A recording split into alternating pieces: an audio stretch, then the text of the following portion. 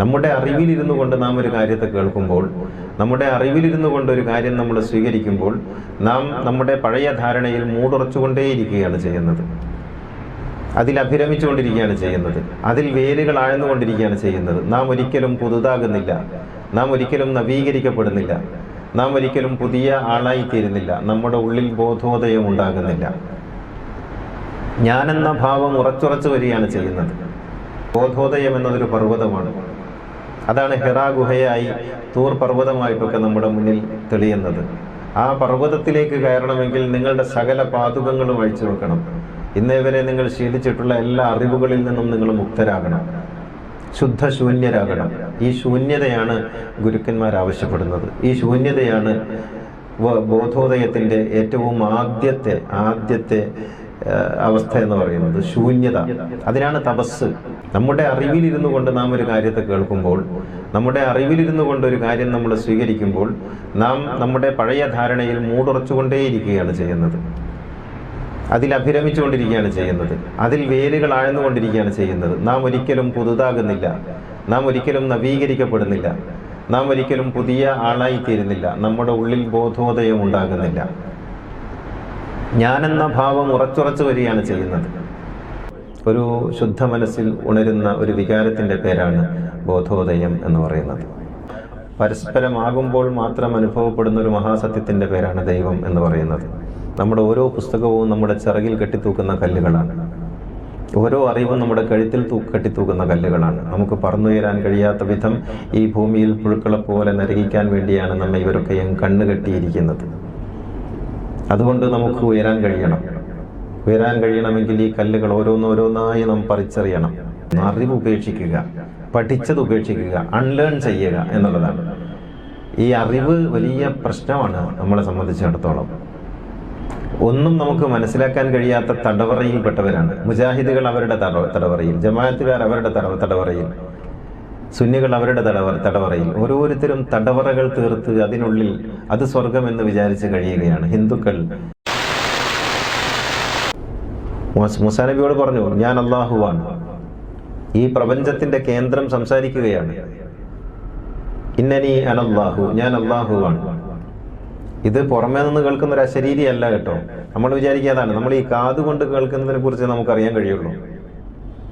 അപ്പം ഇന്നനി അനല്ലാഹു എന്ന് പറയുന്നത് ദിഗന്ധങ്ങളിൽ നിന്ന് എവിടെയോ മുഴങ്ങുന്ന ഒരു ശബ്ദമായിട്ടാണ് നമുക്ക് അനുഭവപ്പെടുക. ആ ശബ്ദം മുഴങ്ങുന്നത് മൂസ എന്ന് പറയുന്ന ആ മനുഷ്യന്റെ ഉള്ളിലാണ്. ഉള്ളിൽ നിന്നാണ് ആ ശബ്ദം മുഴങ്ങുന്നത്. അതൊരു ശബ്ദമല്ല, അതൊരു ബോധമാണ്. ഇന്നനി അനല്ലാഹു, ഞാൻ അല്ലാഹുവാണ്. അങ്ങനെ ഉള്ളിൽ നിന്ന് മുഴങ്ങുന്ന ശബ്ദത്തിന് കാതോർത്തവരാണ് പ്രവാചകന്മാർ. നാം പുറമേ നിന്ന് മുഴങ്ങുന്ന ശബ്ദത്തിന് കാതോർക്കുന്നവരാണ്. ഇതാണ് വ്യത്യാസം. നമ്മൾ പുറമേയുള്ള അറിവിന് കാത്തു നിൽക്കുന്നവരാണ്. പ്രവാചകന്മാർ അകമേ ഉണരുന്ന ബോധത്തിന് കാത്തു നിൽക്കുന്നവരാണ്. ഇത് നാം പുറമേ കിഴക്കൻ ചക്രവാളത്തിൽ ഉദിക്കുന്ന സൂര്യന്റെ വെളിച്ചത്തിന് വേണ്ടി നാം കാതോർത്തിരിക്കുമ്പോൾ ഉള്ളിലുദിക്കുന്ന സൂര്യനെ പ്രണയിച്ചുകൊണ്ടാണ് പ്രവാചകന്മാർ ജീവിക്കുന്നത്. ഇത് വലിയ വ്യത്യാസമാണ്. അങ്ങനെ മൂസയ്ക്ക് ഈ ബോധനം കിട്ടി. ബോധനം കിട്ടിയപ്പോൾ മൂസ യോട് അള്ളാഹു പറഞ്ഞത് ഫഹ്ലഅലൈക, നീ ചെരുപ്പഴിച്ചു വെക്കാൻ പറഞ്ഞു. ഏത് ചെരുപ്പ് അഴിച്ചു വെക്കേണ്ടത്? നമ്മൾ വിചാരിക്കും കാലിൽ അണിഞ്ഞ പാതുകമാണെന്ന്. കാലിൽ അണിഞ്ഞ പാതുകമല്ല, നമ്മുടെ മനസ്സിലണിഞ്ഞ പാതുകമുണ്ട്. നീ മദ്രസയിൽ പഠിച്ചത്, നീ ദർസിൽ പഠിച്ചത്, നീ കോളേജിൽ പഠിച്ചത്, നീ പുസ്തകം വായിച്ച് പഠിച്ചത്, നീ ക്ലാസ്സിൽ പോയി പഠിച്ചത്, നീ കൂട്ടുകാരിൽ നിന്ന് പഠിച്ചത്, മാതാപിതാക്കളിൽ നിന്ന് പഠിച്ചത്, നിന്റെ ചുറ്റുഭാഗത്ത് നിന്ന് പഠിച്ചത്, സകല ചെരുപ്പുകൾ അഴിച്ചു വെക്കാനാണ് പറഞ്ഞത്. ഫഹ്ലഅലൈക, നിന്റെ ചെരുപ്പഴിച്ചു വെക്കുക. നിന്റെ ചെരുപ്പഴിച്ചു വെക്കുക എന്ന് പറയുന്നത് ഇങ്ങനെ നമ്മുടെ ധാരണകളുടെ, അറിവിന്റെ എല്ലാ മൂടുപടങ്ങളും അഴിച്ചു വെക്കാനാണ്. ഇതാണ് വലിയ പ്രശ്നമായിരിക്കുന്നത്. അതുകൊണ്ടാണ് മുഹമ്മദ് നിരക്ഷരനാണ് എന്ന് ചിലരൊക്കെ പറയുന്നത്. ആ നിരക്ഷരത എന്ന് പറഞ്ഞാൽ എഴുതാനും വായിക്കാനും അറിയാത്ത നിരക്ഷരതയല്ല, മുഹമ്മദിന് ബാഹ്യമായ അറിവുകളുടെ ഭാരമുണ്ടായിരുന്നില്ല എന്നുള്ളതാണ്. മുഹമ്മദ് ഒരു പൂമ്പാറ്റയെ പോലെയായിരുന്നു. ഒരു ഭാരവും ഇല്ലാതെ പറന്നു നടക്കാൻ കഴിയുന്ന ഒരു പൂമ്പാറ്റ, അറിവിൻ്റെ ഭാരമില്ലാത്തത് കൊണ്ട്. അതുകൊണ്ട് ജിബ്രീൽ വന്നപ്പോൾ അദ്ദേഹത്തിന് ഒന്നും തർക്കിക്കേണ്ടി വന്നില്ല. മൂസാ നബിയോട് അള്ളാഹ് പറയേണ്ടി വന്നു ഫഹ്ലഅലൈക. അത് ഫറോവയുടെ കൊട്ടാരത്തിൽ നിന്ന് കിട്ടിയ അറിവുണ്ട്. കൊട്ടാരത്തിൽ വളർന്ന കുട്ടിയാണ്. കൊട്ടാരത്തിൽ നിന്ന് കിട്ടിയ അറിവുണ്ട്, ഉമ്മയിൽ നിന്ന് കിട്ടിയ അറിവുണ്ട്, അതുപോലെ സമൂഹത്തിൽ നിന്ന് കിട്ടിയ അറിവുണ്ട്, ആട് മേയ്ക്കാൻ പോയിടത്ത് നിന്ന് ഗുരുവിൽ നിന്ന് കിട്ടിയ അറിവുണ്ട്. ആ ചെരുപ്പൊക്കെ അഴിച്ചു വെച്ചിട്ട് ഈ പർവ്വതത്തിലേക്ക് കയറി വരുമെന്നാണ്. ബോധോദയം എന്നതൊരു പർവ്വതമാണ്. അതാണ് ഹിറാ ഗുഹയായി തൂർ പർവ്വതമായിട്ടൊക്കെ നമ്മുടെ മുന്നിൽ തെളിയുന്നത്. ആ പർവ്വതത്തിലേക്ക് കയറണമെങ്കിൽ നിങ്ങളുടെ സകല പാതുകങ്ങളും അഴിച്ചു വെക്കണം. ഇന്നേ വരെ നിങ്ങൾ ശീലിച്ചിട്ടുള്ള എല്ലാ അറിവുകളിൽ നിന്നും നിങ്ങൾ മുക്തരാകണം, ശുദ്ധശൂന്യരാകണം. ഈ ശൂന്യതയാണ് ഗുരുക്കന്മാർ ആവശ്യപ്പെടുന്നത്. ഈ ശൂന്യതയാണ് ബോധോദയത്തിൻ്റെ ഏറ്റവും ആദ്യത്തെ അവസ്ഥ എന്ന് പറയുന്നത്, ശൂന്യത. അതിനാണ് തപസ്.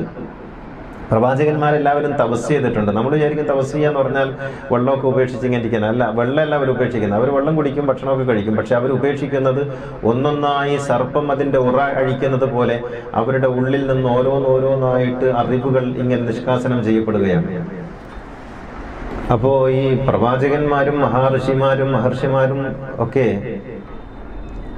തപസ് ചെയ്തു എന്ന് നമ്മൾ കേൾക്കുമ്പോൾ നമ്മൾ വിചാരിക്കുന്ന അവർ ഒറ്റക്കാലിൽ പോയിരുന്നു, അല്ലെങ്കിൽ അവർ അന്നപാനാദികൾ ഉപേക്ഷിച്ച് കാട്ടുകനികൾ ഭക്ഷിച്ചിരുന്നു എന്നൊന്നുമല്ല. മറിച്ച് അവരൊക്കെയും അവരുടെ അറിവ് ഉപേക്ഷിക്കുന്ന തിരക്കിലായിരുന്നു.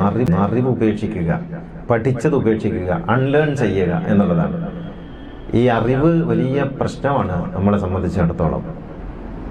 ഒന്നും നമുക്ക് മനസ്സിലാക്കാൻ കഴിയാത്ത തടവറയിൽപ്പെട്ടവരാണ്. മുജാഹിദുകൾ അവരുടെ തടവറയിൽ, ജമാഅത്തുകാർ അവരുടെ തടവറയിൽ, സുന്നികൾ അവരുടെ തടവറയിൽ. ഓരോരുത്തരും തടവറകൾ തീർത്ത് അതിനുള്ളിൽ അത് സ്വർഗമെന്ന് വിചാരിച്ച് കഴിയുകയാണ്. ഹിന്ദുക്കൾ അതുപോലെ, ഹിന്ദുക്കളാണെങ്കിൽ ഒരു ഈഴവർ, ബ്രാഹ്മണർ, ക്ഷത്രിയർ, വൈശ്യർ, ശൂദ്രർ എന്നിങ്ങനെ പറഞ്ഞ് പലതുമായി അവർ തന്നെ ശ്രീരാമകൃഷ്ണ മിഷന്റെ ആൾക്കാരായി, ദയാനന്ദ സരസ്വതിയുടെ ആൾക്കാരായി, നാരായണഗുരുവിന്റെ ആൾക്കാരായി പലതായി പിരിഞ്ഞ് എല്ലാവരും തീർത്ത തടവറക്കുള്ളിൽ അങ്ങനെ കഴിയുകയാണ്. കുല്ലു ഹിസ്ബിൻ ബിമാ ലദൈഹിം ഫരിഹൂൻ എന്നാണ്. ഓരോരുത്തരും അവരവരുടെ തടവറകളെ സ്വർഗമെന്ന് വിചാരിച്ച് കഴിയുന്നവരാണ്. അതിനാണ് തപസ് വേണം. ഈ തപസ് എന്ന് പറയുന്നത് പഠിച്ചതിനെ ഒഴിവാക്കാനുള്ള തീവ്രമായ ശ്രമമാണ്. ഇത് നോവാണ്, വലിയ നോവുള്ള ഒരു സംഗതിയാണ്. അൺലേൺ ചെയ്യുക എന്ന് പറഞ്ഞാൽ, നിങ്ങൾ മദ്രസയിൽ നിന്ന് പഠിച്ചത് ഒഴിവാക്കാതെ നിങ്ങൾക്ക് പുതിയതൊന്നും പഠിക്കാൻ കഴിയില്ല. നിങ്ങളുടെ പാരമ്പര്യത്തിൽ നിങ്ങൾക്ക് കിട്ടിയത് ഒഴിവാക്കാതെ നിങ്ങൾക്ക് പുതിയതൊന്നും മനസ്സിലാക്കാൻ കഴിയില്ല. ഒരുപാട് കഥകളുടെ അടിമകളാണ് നാം ഓരോരുത്തരും, മതപരമായ കഥകളുടെ. ആ കഥകൾ നമ്മുടെ ഉള്ളിൽ കിടന്ന് ഇങ്ങനെ തിളക്കുകയാണ്, പുഴുപോലെ ഇങ്ങനെ നൊരച്ചുകൊണ്ടിരിക്കുകയാണ്. ഈ കഥകളിലാണ് നമ്മൾ ഓരോന്നും കേൾക്കുന്നത്. സ്വർഗത്തെക്കുറിച്ച് കഥകൾ, ഹൂർലിങ്ങളെ കുറിച്ച് കഥകൾ, നരകത്തെക്കുറിച്ച് കഥകൾ. എന്നിട്ടൊരു മൗലവി പുതിയ എന്തെങ്കിലും പറയുമ്പോൾ ആ കഥകളുമായി ബന്ധപ്പെടുത്തിയാണ് നമ്മൾ കാര്യങ്ങൾ മനസ്സിലാക്കുന്നത്. അപ്പോൾ കേൾക്കുന്നതും കൂടി മലിനമായി തീരും എന്നുള്ളതാണ്. അപ്പോൾ നമുക്ക് വെളിപാട് വേണമെങ്കിൽ, നമുക്ക് ബോധോദയം വേണമെങ്കിൽ, നമുക്കൊരു ബുദ്ധനാകണമെങ്കിൽ നാം ശൂന്യരായിരിക്കണം, ശുദ്ധശൂന്യരായിരിക്കണം. എല്ലാം ഉപേക്ഷിക്കുന്നവരായി നമുക്ക് മാറാൻ കഴിയണം. അറിവില്ലാത്തവരായി തീരണം. അറിവില്ലായ്മ എന്നുള്ളത് ഒരു മോശം സംഗതിയല്ല, അതൊരു വലിയ മഹത്തായ സംഗതിയാണ്. അറിവില്ലായ്മ എന്നുള്ള അജ്ഞതയെ വരിക്കലല്ല. അജ്ഞതയെ വരിക്കുക എന്നത് ഒരു അറിവില്ലായ്മയാണ്, അത് അപകടമാണ്. പക്ഷേ എല്ലാ അറിവുകളിൽ നിന്നും മുക്തരാവുക എന്ന് പറയുന്ന ഒരു അറിവില്ലായ്മയുണ്ട്. അത് ഭാരരഹിതമായൊരവസ്ഥയാണ്. ഈ അവസ്ഥ നാം പുൽകണം. നാം തർക്കികരാണ്. ഇപ്പം നിങ്ങളൊരു മതക്കാരനോട് സംസാരിച്ച് നോക്കൂ, അയാൾ നിങ്ങളോട് തർക്കത്തിന് വരും. അയാൾ പെട്ടെന്ന് ക്ഷുഭിതനാകും. എന്നിട്ട് അയാൾ നിങ്ങളെ കൊല്ലാൻ വരും. ഇങ്ങനെയാണ് അത് ഏത് മതക്കാരനാണെങ്കിലും. കാരണം അയാൾ അറിവിൻ്റെ തടവറയിലാണ് കിടക്കുന്നത്. അതുകൊണ്ടാണ് അയാൾക്ക് ക്ഷോഭം ഉണ്ടാകുന്നത്, ദേഷ്യം ഉണ്ടാകുന്നത്, തർക്കം ഉണ്ടാകുന്നത്. അപ്പോൾ നാം ശൂന്യരാവുകയും ശുദ്ധമായ ജ്ഞാനത്തിന് വേണ്ടി കാത്തിരിക്കുന്നവരാവുകയും ചെയ്യുമ്പോൾ നിങ്ങൾ തപസ്സിലായിത്തീരുന്നു. ആ തപസ്സിൽ നിന്നാണ് ജിബ്രീൽ വരുന്നത്, വെളിപാടുണ്ടാകുന്നത്, ബോധോദയം ഉണ്ടാകുന്നത്. അങ്ങനെയാണ് ബുദ്ധൻ പറക്കുന്നത്. ഒരു ബുദ്ധനും സ്കൂളിൽ പോയിട്ട് പഠിച്ചിട്ടില്ല എന്ന് പറഞ്ഞാൽ സ്കൂൾ മോശമാണെന്നുള്ള സംഗതിയല്ല. പക്ഷെ സ്കൂളിൽ പോയിട്ട് ഒരു ബുദ്ധനും ബോധോദയം ഉണ്ടായിട്ടില്ല. ഒരു മുഹമ്മദിനും സ്കൂളിൽ പോയിട്ട് നുബുവത്ത് കിട്ടിയിട്ടില്ല. അവരുടെ ശുദ്ധമായ മാനസികാവസ്ഥയിലാണ് അവർക്ക് ആ വഹീന്റെ വെളിച്ചം വന്നണഞ്ഞത്. അപ്പോൾ നാം ബന്ധനങ്ങളിൽ നിന്ന് മുക്തരാകണം, അറിവുകളിൽ നിന്ന് മുക്തരാകണം. എന്നിട്ട് ഈ ശുദ്ധമായ ജ്ഞാനത്തെ ഉപാസിച്ച് അതും നമ്മളും ഒന്നായി തീരുമ്പോൾ തർക്കമില്ലാതെ വരുന്ന ആ വെളിപാടിൻ്റെ സ്വീകരണിയായി തീരുക എന്നുള്ളതാണ്.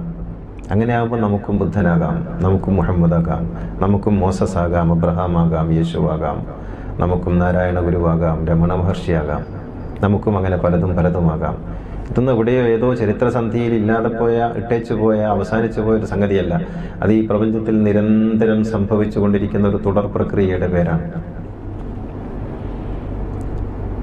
ഇവിടെ നമ്മളെ പുരോഹിതന്മാർ പറ്റിക്കുകയാണ്. നമ്മുടെ മൗലവിമാരും മുസ്ലിയാക്കന്മാരും അച്ഛന്മാരും പൂജാരിമാരും ഒക്കെ നിരന്തരമായി മനുഷ്യനെ പറ്റിച്ചുകൊണ്ടിരിക്കുകയാണ്. ഞങ്ങളുടെ കയ്യിലാണ് അറിവുള്ളത് എന്ന് പറഞ്ഞിട്ട്. ആരുടെ കയ്യിലും ഒരു അറിവുമില്ല. അവരുടെ കൈകളിലൊക്കെ ഉള്ളത് ധാരണകളാണ്, ഊഹങ്ങളാണ്, നിഗമനങ്ങളാണ്. അതുകൊണ്ടാണ് അവർ അള്ളാഹുവിനെ കുറിച്ച് പറയുന്നത്, ദൈവത്തെ സംബന്ധിച്ച് പറയുന്നത്. അള്ളാഹുവിനെ കുറിച്ച് പറയുന്ന എല്ലാ പറച്ചിലും തെറ്റാണ്. കാരണം അള്ളാഹുവിനെ കുറിച്ച് പറയാൻ ആർക്കും കഴിയില്ല. എല്ലാ വാക്കുകൾക്കും ഉപരിയാണവൻ. ഞാൻ ഈ പറയുന്നത് പോലും അള്ളാഹുവിനെ കുറിച്ചല്ല. കാരണം അള്ളാഹുവിനെ കുറിച്ച് പറയാൻ നമുക്ക് കഴിയില്ല. ഭാഷയിലെ ഒരു വാക്കും മതിയാവില്ല. വാക്കുകൾക്കുപരിയായവനാണല്ലോ പടച്ചാമ്പുരാൻ. അപ്പൊ അതുകൊണ്ട് അള്ളാഹുവിനെ കുറിച്ച് ഞാൻ പറഞ്ഞുതരാമെന്ന് നിങ്ങളോട് ആരെങ്കിലും പറഞ്ഞാൽ നിങ്ങൾ മനസ്സിലാക്കണം, ലോകത്തിലെ തട്ടിപ്പിന്റെ ആരംഭമാണത്. ഞാൻ അള്ളാഹുവിനെ കുറിച്ച് നിങ്ങൾക്ക് പറഞ്ഞുതരാം, പറയാൻ കഴിയില്ല. ഞാൻ മുഹമ്മദിനെ കുറിച്ച് നിങ്ങൾക്ക് പറഞ്ഞുതരാം, പക്ഷേ മറ്റൊരാൾ പറയുന്നു നോക്കുക, ഞാൻ നിങ്ങളെ അള്ളാഹു ആക്കിത്തരാം എന്ന് പറഞ്ഞാൽ അത് അല്പം സത്യമുണ്ട്. കാരണം പരസ്പരമാകുമ്പോൾ മാത്രം അനുഭവപ്പെടുന്ന ഒരു മഹാസത്യത്തിന്റെ പേരാണ് ദൈവം എന്ന് പറയുന്നത്. നമ്മളൊരുപാട് പുസ്തകങ്ങളുടെ ഭാണ്ഡങ്ങളും പേറിയാണ് നടക്കുന്നത്, ഒരുപാട് ഭാരങ്ങളും പേറിയാണ് നടക്കുന്നത്. അതുകൊണ്ട് നമുക്ക് ബോധോദയം അകന്നകന്നു പോകുന്നു, നമുക്ക് വെളിപാടുണ്ടാകുന്നില്ല. നാം താർക്കികരായിത്തീരുന്നു, നാം മതജീവികളായി മാറുന്നു എന്നുള്ളതാണ്. നിങ്ങൾക്ക് മുഹമ്മദ് ആകാൻ കഴിയും, മുഹമ്മദിനെ കുറിച്ചൊന്നും അറിയാൻ കഴിയില്ല. കാരണം മുഹമ്മദ് എന്ന് പറയുന്നത് ഈ ലോകത്തിൻ്റെ പ്രകാശമാണ്. ആ പ്രകാശത്തെക്കുറിച്ച് എന്തറിയാൻ കഴിയും? കണ്ണ് തുറന്ന് കാണുകയല്ലാതെ പഠിക്കാൻ കഴിയാത്തൊരു പ്രതിഭാസത്തിൻ്റെ പേരാണ് മുഹമ്മദ്. അപ്പോൾ ഇതൊക്കെ നമ്മുടെ അറിവിലല്ല നാം പ്രവാചകനെ മനസ്സിലാക്കേണ്ടത്. കേട്ട കഥകളിലുമല്ല, കെട്ടുകഥകളിലുമല്ല, മറിച്ച് അത് ഒരു ആനുഭൂതികമായി നമ്മുടെ ഉള്ളിലേക്ക് ഇറങ്ങി വരുന്ന ഒരവസ്ഥയെ നാം പുൽകുമ്പോഴാണ് ഇതൊക്കെ സാധ്യമാകുന്നത്. വഹീനെ കുറിച്ച് ധാരാളം പരാമർശങ്ങൾ നമുക്ക് കാണാം പ്രവാചകന്റേതായിട്ട്. ഈ ആകാശം മുഴുവൻ നിറഞ്ഞിരിക്കുന്ന ഒരു പ്രതീകമായി ഞാൻ ജിബ്രീലിനെ കണ്ടു. മുഹമ്മദ് നബി ഒരിക്കൽ പറഞ്ഞു, ആകാശം മുഴുവൻ നിറഞ്ഞിരിക്കുന്ന ഒരു പ്രതീകമായി ജിബ്രീലിനെ ഞാൻ കണ്ടു. അപ്പോൾ നമ്മുടെ പണ്ഡിതന്മാർ പോയത് ജിബ്രീലിന്റെ ചിറകുകൾക്ക് എത്ര എണ്ണം ഉണ്ട് നോക്കിയിട്ടാണ്. അങ്ങനെ ജിബ്രീലിന്റെ ചിറകുകൾ 800 ആണോ 1000 ആണോ 1600 ആണോ എന്ന്, ചിറകുകൾ 800 ആണോ 1000 ആണോ 1600 ആണോ എന്ന് ജിബ്രീലിന്റെ ചിറകെണ്ണാൻ പോയി. യഥാർത്ഥത്തിൽ ഈ മഹാപ്രപഞ്ചം മുഴുവൻ വിരിഞ്ഞു നിൽക്കുന്ന ആ ചൈതന്യത്തെക്കുറിച്ചാണ് മുഹമ്മദ് നബി സംസാരിക്കുന്നത്. ഇവരോ അപരനായി നിൽക്കുന്ന ഒരു ജിബ്രീലിനെ കുറിച്ചാണ് ഈ പുരോഹിതന്മാർ സംസാരിക്കുന്നത്. മറ്റൊരിക്കൽ പ്രവാചകൻ പറഞ്ഞു, മണികിലുങ്ങുന്നത് പോലെ തോന്നും. മണികിലുങ്ങുക എന്ന് പറഞ്ഞാൽ അത് ഉള്ളിൽ മുഴങ്ങുന്ന ഒരു ശബ്ദമാണ്, ഉള്ളിൽ മുഴങ്ങുന്ന ഒരു ശബ്ദം. ആ ശബ്ദത്തെ തുടർന്നാണ് വഹി ഇങ്ങനെ ഒരു പ്രവാഹം പോലെ വരുന്നത്. അത് ഉള്ളിലാണ്. അതുകൊണ്ട് കൂടെ ഉള്ളവർക്ക് അനുഭവപ്പെടാൻ കഴിയില്ല. ഇപ്പൊ നിങ്ങൾ സ്വപ്നം കാണുന്നത് പോലെയാണിത്. നിങ്ങൾ രണ്ടാൾക്കാർ ഒരു ബെഡിൽ കിടന്നുറങ്ങുന്നു, ഭാര്യയും ഭർത്താവും, അല്ലെങ്കിൽ മാതാപിതാക്കളും മക്കളും ഒരു ബെഡിൽ കിടന്നുറങ്ങുന്ന ഒരാൾ ആന പിറകിൽ ഓടുന്നത് കാണുന്നു. അയാൾ ഓടി തളരുന്നു, വിയർക്കുന്നു, വീഴുന്നു, അലറി വിളിക്കുന്നു. തൊട്ടടുത്ത് കിടക്കുന്ന ആൾ ഒന്നും അറിയുന്നില്ല, അയാൾ സുഖമായിട്ട് ഉറങ്ങുകയാണ് ചെയ്യുന്നത്. സ്വപ്നം നിങ്ങളുടെ വ്യക്തിപരമായ അനുഭവമാണ്, നിങ്ങളുടെ മാത്രം അനുഭവമാണ്. അത് മറ്റൊരാളുമായി ഷെയർ ചെയ്യാൻ നിങ്ങൾക്ക് കഴിയില്ല. പറഞ്ഞിട്ട് ഉറക്കമുണർന്നാൽ പറയാം, അനുഭവത്തിൽ ഷെയർ ചെയ്യാൻ കഴിയില്ല. ഒരുപക്ഷെ തൊട്ടുറങ്ങുന്നയാളും നിങ്ങളുടെ സ്വപ്നത്തിലുണ്ടാകാം, പക്ഷെ അയാളത് അറിയുന്നില്ല. തൊട്ട് കിടക്കുന്നയാളും നിങ്ങളുടെ സ്വപ്നത്തിൽ ഒരു കഥാപാത്രമായിട്ടുണ്ടാകാം, അയാളത് അറിയുന്നില്ല. ഇതിന്റെ തീവ്രമായൊരവസ്ഥയ്ക്കാണ് വഹി എന്ന് പറയുന്നത്. അപ്പൊ മുഹമ്മദ് നബിയുടെ കൂടെ ഇങ്ങനെ സഞ്ചരിക്കുന്ന ആളുകൾ മുഹമ്മദ് നബിക്ക് വഹി ഇറങ്ങുമ്പോൾ അവരറിയുന്നില്ല. അത് ഉള്ളിലുണരുന്ന ഒരു ബോധമാണ്, ഒരു പ്രകാശമാണ്, ഒരു അഗ്നിയാണ്. അതിന് കടുത്ത താപമുണ്ട്.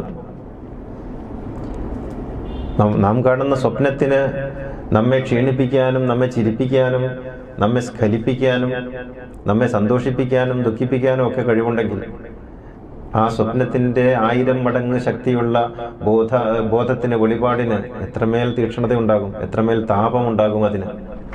അങ്ങനെ ആലോചിച്ചാൽ മതി. അപ്പോ സ്വപ്നം പോലെ അതേക്കാൾ 1000 മടങ്ങ് 10 മടങ്ങ് തീക്ഷ്ണതയിൽ ഒരു മനുഷ്യന്റെ ഉള്ളിലുണരുന്ന ബോധമാണ് വെളിപാടെന്ന് പറയുന്നത്. ഇത് ഇരന്നു വാങ്ങുന്നതല്ല, കാത്തിരുന്ന് കിട്ടുന്നതുമല്ല, ആർജിക്കാൻ സാധിക്കുന്നതുമല്ല, പടവുകളായി എത്തിച്ചേരുന്നതുമല്ല. അത് ഒരു മരത്തിൽ കാവിരിയുന്നത് പോലെ ഒരു ചെടിയിൽ പൂ വിരിയുന്നത് പോലെ ഒരു ശുദ്ധ മനസ്സിൽ ഉണരുന്ന ഒരു വികാരത്തിൻ്റെ പേരാണ് ബോധോദയം എന്ന് പറയുന്നത്. എനിക്ക് ബോധോദയം ഉണ്ടാകണമെന്ന് കരുതി നമ്മൾ കുറേ കാലം തപസ് ചെയ്താൽ കിട്ടൂല. നാരായണഗുരു വരുത്താമലയിൽ പോയിരുന്നു. അത് ബോധോദയത്തിന് വേണ്ടിയായിരുന്നില്ല, ആത്മസംതൃപ്തിക്ക് വേണ്ടിയായിരുന്നു. അപ്പോൾ അദ്ദേഹത്തിന് വെളിപാടുണ്ടായി. ബുദ്ധൻ ബോധി വൃക്ഷത്തിൻ്റെ ചുവട്ടിലിരുന്നു. അത് എനിക്ക് ബോധോദയം ഉണ്ടാകണം എന്ന് വിചാരിച്ചിട്ടല്ല, ആഗ്രഹിച്ചാൽ കിട്ടുന്നതല്ല. പ്രകൃതി മനസ്സും ബുദ്ധന്റെ മനസ്സും ഒന്നായി തീർന്നപ്പോൾ അവിടേക്ക് ആ പ്രവാഹം ഒഴുകി വന്നു. മുഹമ്മദ് ഹിറാ ഗുഹയിലിരുന്നപ്പോഴും അങ്ങനെയാണ് സംഭവിച്ചത്. അല്ലാതെ ഞാൻ ഇന്ന് പോയിട്ടിരിക്കുന്നു, ഞാൻ കാട്ടാറിലെ വെള്ളം കുടിച്ചും കനികൾ ഭക്ഷിച്ചും ഒറ്റക്കാലിൽ നിന്ന് തപസ് ചെയ്താൽ എന്ത് സംഭവിക്കും? ഞാൻ പട്ടിണി നിന്ന് മരിച്ചു പോകും. വേറൊന്നും സംഭവിക്കില്ല, ഒരു ബോധോദയം ഉണ്ടാവില്ല. കാരണം നമ്മുടെ മനസ്സും ഈ പ്രകൃതിയുടെ മനസ്സും ഒന്നായി തീരണം. അതുകൊണ്ടാണ് നാരായണ ഗുരുവിന്റെ ഗുരുവാരാണെന്ന് ഇപ്പൊ അന്വേഷിച്ചുകൊണ്ടിരിക്കുന്നത്. അന്വേഷിച്ചാൽ ആർക്കും കിട്ടൂല. കാരണം നാരായണ ഗുരുവിന് ഗുരുവില്ല, മുഹമ്മദിന് ഗുരുവില്ല, യേശുവിന് ഗുരുവില്ല, മോസസിന് ഗുരുവില്ല. ഗുരുവില്ലായ്മയാണ് അവരുടെ ഗുരുത്വം. അതാണ് അവരുടെ ക്വാളിറ്റി എന്ന് പറയുന്നത്. അതുകൊണ്ടാണ് അവർക്ക് ആ ബോധോദയം ഉണ്ടാകുന്നത്. നമ്മളൊരുപാട് പുസ്തകങ്ങളുടെ ഭാണ്ഡങ്ങളും പേറിയാണ് നടക്കുന്നത്, ഒരുപാട് ഭാരങ്ങളും പേറിയാണ് നടക്കുന്നത്. അതുകൊണ്ട് നമുക്ക് ബോധോദയം അകന്നകന്നു പോകുന്നു, നമുക്ക് വെളിപാടുണ്ടാകുന്നില്ല. നാം താർക്കികരായിത്തീരുന്നു, നാം മതജീവികളായി മാറുന്നു എന്നുള്ളതാണ്. അപ്പോൾ എപ്പോഴും നാം അൺലേൺ ചെയ്യാൻ പഠിക്കണം. നാം നമ്മുടെ കുട്ടിത്തത്തിൽ നിന്ന് വിട്ടുമാറണം. നമ്മളിപ്പോഴും ആ വാശിയുള്ള കുട്ടികളാണ്.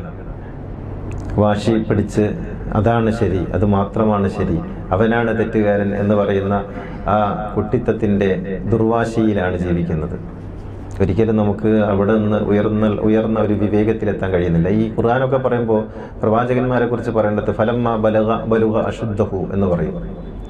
അവർക്ക് പക്വതയെത്തിയപ്പോൾ, അറിവില്ലായ്മ പൂർണ്ണമായപ്പോൾ, ഒരു ഭാരവും ഇല്ലാതായപ്പോൾ, അവർ ഭാരരഹിതരായപ്പോൾ, അപ്പൂപ്പൻ താടിപ്പോലെയായി തീർന്നപ്പോൾ നാം അവർക്ക്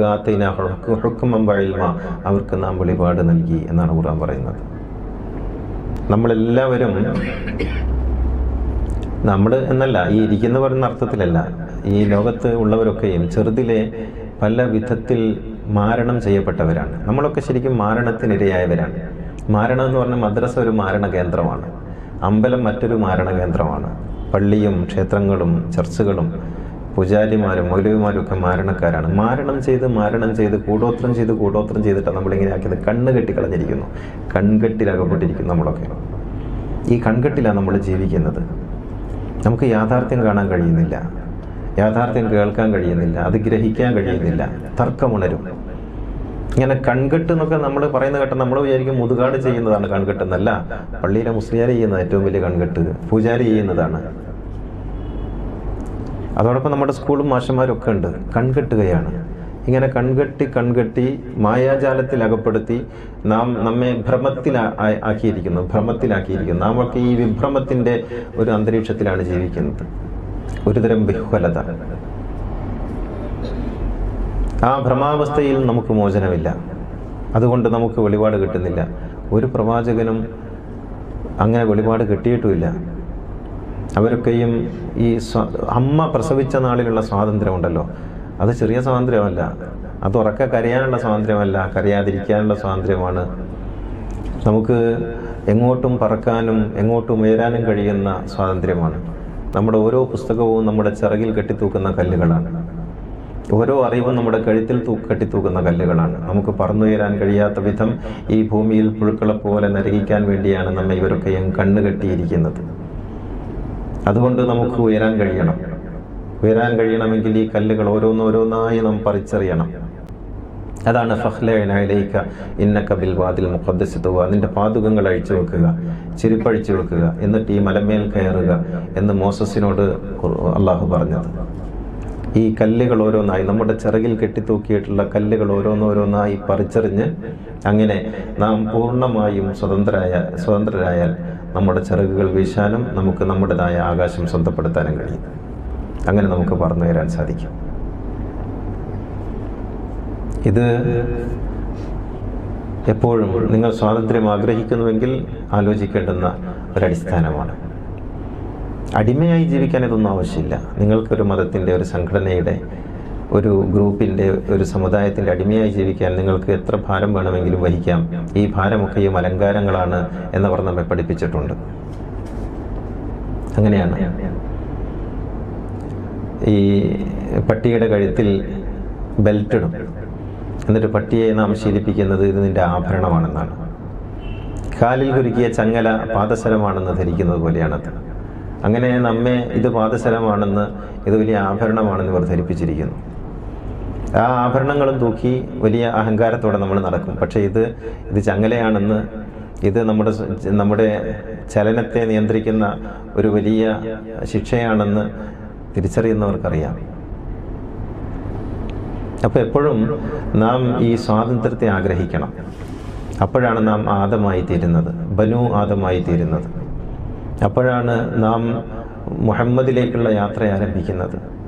അപ്പോഴാണ് പ്രപഞ്ചനാഥനെ നമുക്ക് അനുഭവിക്കാൻ കഴിയുന്നത്.